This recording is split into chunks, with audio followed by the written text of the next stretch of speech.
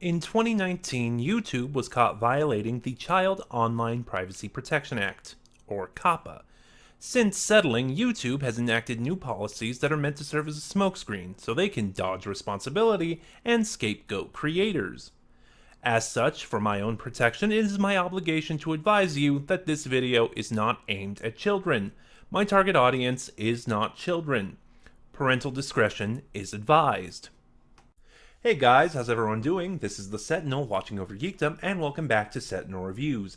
It's finally out. We will be finally looking at The 10th Doctor and River's Song. But before we do, I need to talk a little bit about the format of these reviews and what's going to be going on going forward. So, I was kind of presented with a dilemma here. How do I tackle these reviews? Because The 10th Doctor and River's Song was released two different ways. You know, kind of like the Fourth Doctor adventures from Series 7 onward. It was released as a box set containing all the stories in the series. However, each story was also released individually. So, thinking about that, I was originally planning to tackle it as a box set. It's just 3 stories. It would be no big deal. However, upon further contemplation, I decided to look at each story individually. I will be releasing an update video in December, maybe mid-December, talking more about this decision, but the short version is I need to build up a backlog of videos that I can release ahead of time, and use YouTube's scheduled release system to get them out there. Like I said, I will be talking more about that going in that update video. So today, we are looking at Expiry Dating, written by James Goss, directed by Nicholas Briggs, released in November of 2020. Expiry Dating is the first story in The 10th Doctor and River Song, and stars David Tennant as the Doctor and Alex Kingston as River Song. Also featured in the cast are Peter Davison and Colin Baker in cameos as the 5th and 6th Doctor, respectively. As always, I will be talking about spoilers. I will try to avoid them much more because this is a new, recently released story, but this is your warning. And what a fun story this is. So, in my personal canon, taking clues from the script, this story is set between the finale of Series 4, The Parting of the Ways, but before the specials, which I believe the first one was The Next Doctor. And I'll try to circle back to that point at the end. So, River once again gets in contact with the Doctor. This time, she wants his help breaking into the Apocalypse Vault. The Apocalypse Vault is this setting by this religious order called the Quantum Vatican, and in it they have a relic called the Doomsday Scroll, which contains written on it, the expiry date of the universe. And River wants to steal it. Now, the problem with this is the opening of the Quantum Vault, the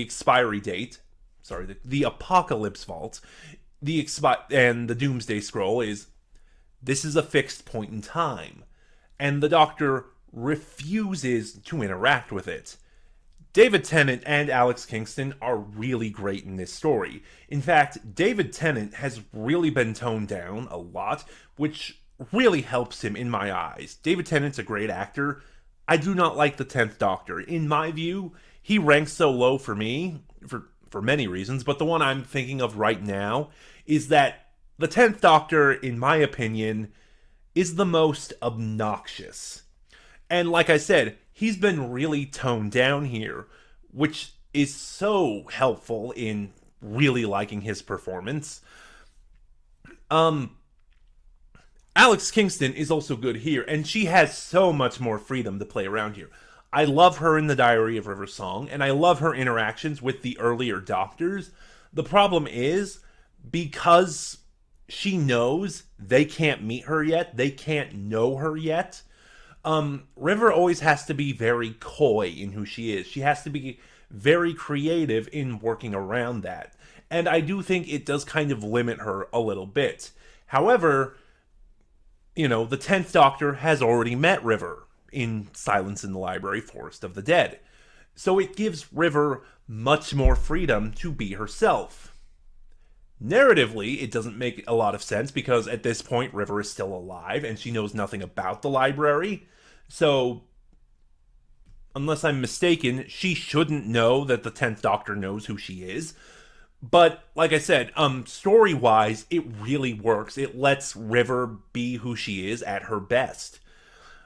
The real star of this story, though, is the format. This entire story, mostly, with maybe 3 or 4 exceptions, takes place entirely in written correspondence. River contacts the Doctor via message in a bottle, and then the Doctor writes a letter and leaves it for her to respond. Format-wise, this is very evocative of the Companion Chronicles in how, those stories work. It's basically just between 2 characters, and the format is really creative here. Like, a lot of River's letters are written on psychic paper, which sort of allows River's persona to come to life and interact. Like, as he's reading a letter, the 10th Doctor will ask a question aloud, and the imprint on the psychic paper will actually respond to it. It's also a really creative use of the psychic paper that I don't think has been done before. I'm trying to recall if anything other than, what's a good example I can use here? I'll use my... It's, because so far we've only ever seen the psychic paper as... And here it's applying a new use to it. It's so creative, it's so well done, and it creates a lot of funny moments. Like, at the end of the story, when the Doctor is reading River's final letter, and he's like, I forget the exact wording, but it's like, what? Wait, what happened? And the psychic paper's response is, I'm leaving pauses so you can ask the obvious questions. I like knowing more things than you for once. And like I said, their performance chemistry is so good in this story. So yeah, like I said, most of this story takes place in written correspondence with very little interaction. And in fact, there's a very minimal cast here. Like, beyond the Doctor and River and the other 2 Doctors, which I'll get to, there's like maybe 1 or 2 other people. But anyway, as I was saying, so the Apocalypse Vault is a fixed point in time. So every time River writes the Doctor asking him to break into it, he refuses to, and then pretty much out of spite goes to do something else. Like, in their earlier correspondence, the Doctor will go to where River sent that letter, and he'll find that where she was, either she did something not quite legal, or there's a tyranny he needs to topple, or a dying species he needs to save. And he kind of chooses to do that instead of going to the Apocalypse Vault just to spite her. And at one point in the story, River sends, because the Doctor is now kind of ghosting River, River sends a letter to the Doctor through, I think it was called the Quantum Telegram. It might have had another name. But as the story establishes, the Quantum Telegram is extremely unreliable. So the Doctor does get it, but it's not the right Doctor. And that's where Peter Davison comes in. He has a very small part in this story where he's kind of treated like a puppy. He meets River once, after having his memory erased after the Diary of River Song Series 3, and then he kind of becomes really infatuated with her, and to the point where River realizes, oh, I screwed up, and starts ghosting him. And the Doctor, the 5th Doctor, starts sending her all these letters that go unanswered, to the point where where he mentions Tegan is finally fed up with it. And there's also an interesting camp, but River convinces the 5th Doctor to steal the Doomsday Scroll for her from the 10th Doctor. I'm being purposely vague on that, on how that happened and such. You really should listen to this story, if nothing else. And there's even a smaller cameo by the 6th Doctor, which is absolutely hilarious. Basically, Mel wanted the Doctor to set up an answering machine for the TARDIS. So he sets up this message, I don't even know why I'm doing this. Mel said it would be more modern.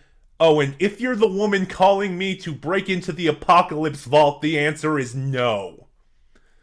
Please leave your message at the beep. Just that the entire Sixth Doctor answering machine scene is so funny. But then we get to the end, which I don't want to spoil. It's just we find out why River has been trying to goad the Doctor into breaking into the Apocalypse Vault, and it ties into his characterization from Series 4 to the specials, which is why I think it takes place where it does. Expiry Dating is so much fun. It's got its two leads have great chemistry, even for barely interacting with each other. I'm gonna give, and there's very little to critique about it.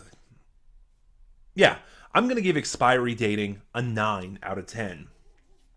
And join me next week when the Doctor and River Song will meet up again, and this time they will actually meet up, going on an explosive new journey in precious annihilation.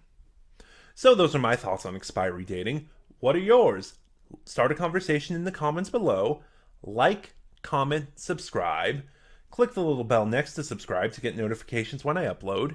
And in the description box below, you'll find the link to my Twitter where you can follow me and get updates on the channel. This is the Sentinel watching over Geekdom, and I'll see you guys next time.